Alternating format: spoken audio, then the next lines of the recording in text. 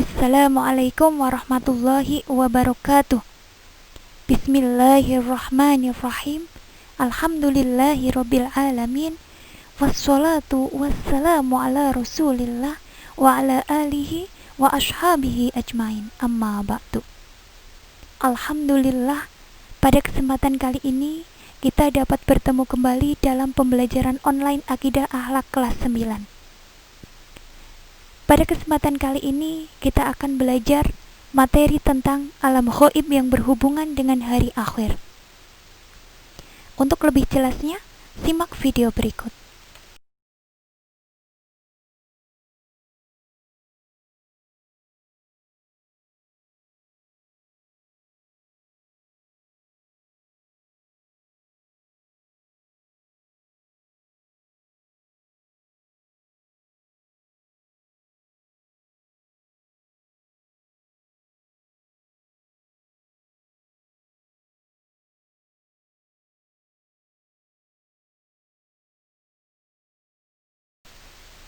Alam ghaib yang berhubungan dengan hari akhir.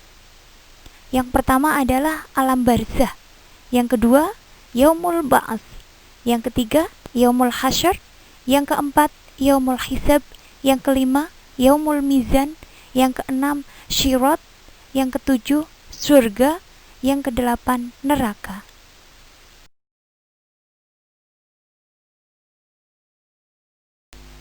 Alam barzah. Alam barzah disebut juga alam kubur, yaitu tempat ruhnya manusia sebelum terjadi hari kiamat. Kehidupan di alam barzah dapat digambarkan sebagai tidurnya dua orang.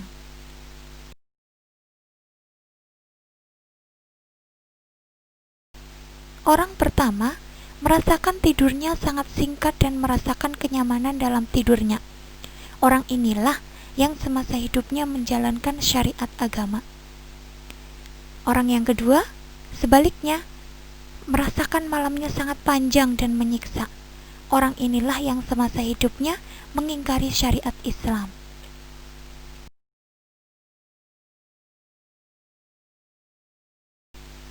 Keadaan manusia di alam barzah diterangkan dalam Al-Quran surat Al-Mu'min ayat 46. Bismillahirrahmanirrahim.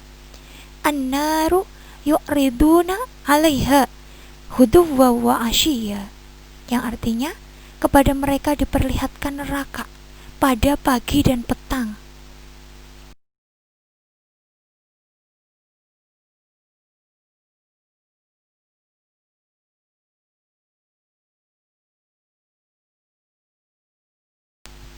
Yaumul Ba'ats, periode pertama dari yaumul akhir, yakni hari bangkitnya dari alam kubur.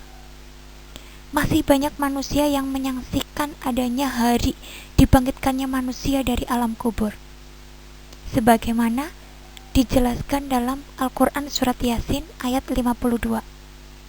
Bismillahirrahmanirrahim.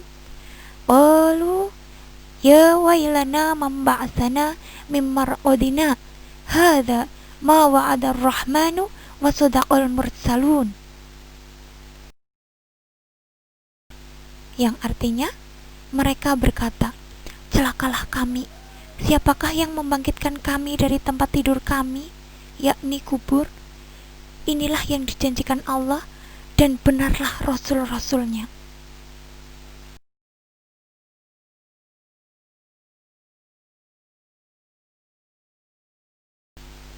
Yaumul Hasyr, setelah bangkit dari alam kubur, kemudian manusia menuju ke mahsyar, yaitu tempat berkumpulnya manusia pada hari kiamat. Di dalam surat Al-Kahfi ayat 47 disebutkan, Bismillahirrahmanirrahim. Wa hasyarnahum falam nughadir minhum ahada, yang artinya, dan kami kumpulkan mereka seluruh manusia dan tidak kami tinggalkan seorang pun dari mereka.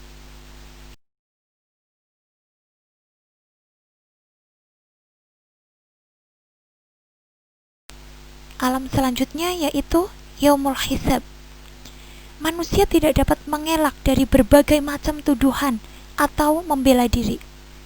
Disebutkan di dalam surat Yasin ayat 65. Bismillahirrahmanirrahim. Al-yawma nakhtimu ala afwahihim wa tukallimuna aydihim wa tashhadu arjuluhum bima kanu yaksibun. Yang artinya, pada hari ini kami tutup mulut mereka, tangan mereka akan berkata kepada kami, dan kaki mereka akan memberi kesaksian terhadap apa yang dahulu mereka kerjakan.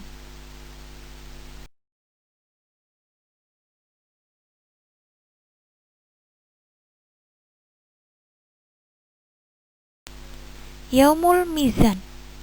Di dalam Al-Quran surat Al-Anbiya ayat 47 disebutkan, Bismillahirrahmanirrahim. Wa nadu'al mawazinal qista liyaumil qiyamati fala tudlamu nafsun syai'aw wa in kana mis'ala habbatin min khardalin ataina biha wa kafa bina hasibin. Yang artinya, dan kami akan memasang timbangan yang tepat di hari kiamat, maka tidak ada seorang pun yang dirugikan walau sedikit, sekalipun hanya seberat biji sawi. Pasti kami mendatangkannya pahala, dan cukuplah kami yang membuat perhitungan. Syirat. Syirat adalah titian penentu dari setiap manusia setelah diperhitungkan dan ditimbang perbuatan baik buruknya. Syirat merupakan titian yang akan dilalui oleh seluruh umat manusia untuk menuju ke tempat yang telah ditentukan oleh Allah Subhanahu wa Ta'ala. Digambarkan bahwa jembatan atau titian tersebut terbentang di atas permukaan neraka. Di atas permukaan neraka jahanam yang sangat licin, memiliki kait, cakar, dan duri. Di titian inilah manusia akan menentukan nasibnya sendiri melalui amal perbuatan yang telah dilakukan selama di dunia. Mereka melintasi di atasnya dengan kecepatan sesuai dengan kadar keimanan mereka. Ada yang melewatinya dengan mudah dan cepat, ada juga yang melewatinya dengan susah, sehingga belum sampai di ujung, manusia sudah terjatuh ke dalam neraka yang ada di bawahnya.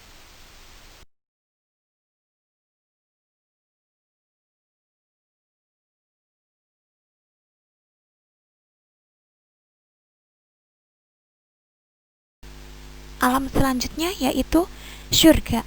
Syurga adalah sebutan tempat yang penuh nikmat pada hari akhir kelak. Syurga adalah tempat manusia menerima balasan amal baiknya selama hidup di dunia. Di dalam Al-Quran surat Yasin ayat 55-56 yaitu Bismillahirrahmanirrahim.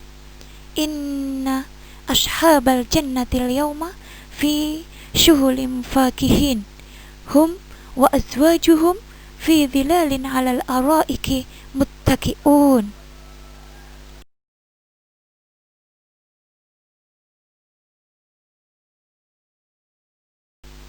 Yang artinya, sesungguhnya penghuni surga pada hari itu bersenang-senang dalam kesibukan mereka. Mereka dan pasangan-pasangannya berada dalam tempat-tempat yang teduh, bersandar di atas dipan-dipan.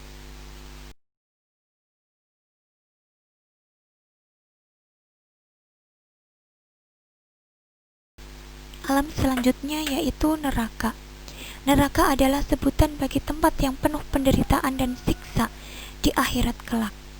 Neraka merupakan balasan yang buruk bagi manusia yang selama hidupnya durhaka kepada Allah Subhanahu wa Ta'ala. Di dalam surat An-Nisa ayat 56 disebutkan, Bismillahirrahmanirrahim. Innalladzina kafaru bi ayatina sawfa nuslihim naran kullama nadijat juluduhum badalnahum juludan ghairuha liyadhuqul adzaba innallaha kana azizan hakima.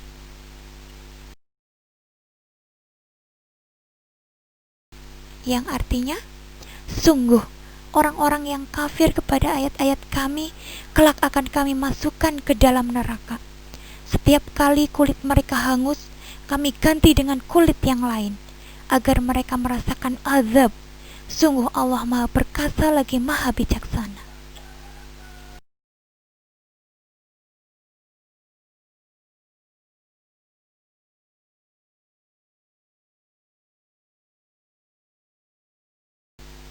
Fungsi iman kepada hari akhir. Yang pertama, menyadarkan manusia akan adanya hari akhir.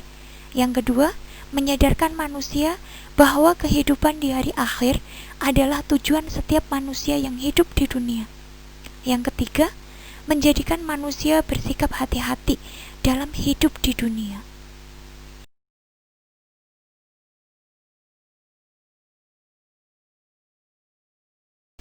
Yang keempat, mendorong manusia untuk sebanyak mungkin berbuat baik dan sejauh mungkin meninggalkan perbuatan dosa, karena sadar bahwa perbuatan manusia dibalas di hari akhir kelak. Yang kelima, menjadi manusia yang baik selama hidup di dunia ini, yakni berbakti kepada Allah, kepada kedua orang tua, dan berbuat baik kepada sesama manusia. Perilaku yang mencerminkan beriman kepada hari akhir.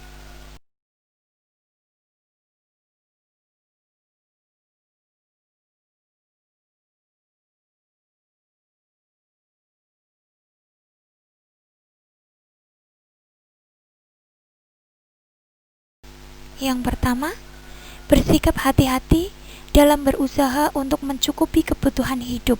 Jangan sampai melanggar hukum-hukum agama. Yang kedua, berusaha agar makanan dan minuman yang dikonsumsi keluarga itu adalah makanan dan minuman yang halal. Yang ketiga, berusaha agar tidak merugikan pihak lain. Yang keempat, memperbanyak amal kebaikan dalam rangka mencari ridho Allah Subhanahu wa Ta'ala. Yang kelima, menjauhkan diri dari perbuatan dosa, karena kelak di hari akhir akan dimintai pertanggungjawabannya.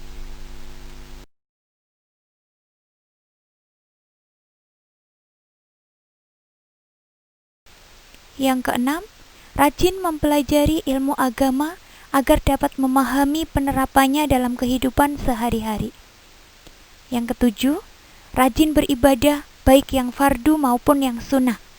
Yang kedelapan, memperkukuh hubungan persaudaraan baik sesama muslim khususnya dan sesama manusia pada umumnya.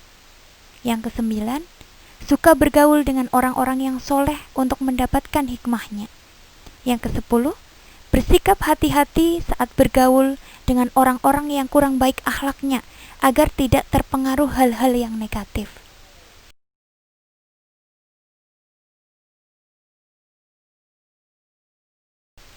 Mungkin hanya itu yang bisa Ustazah sampaikan.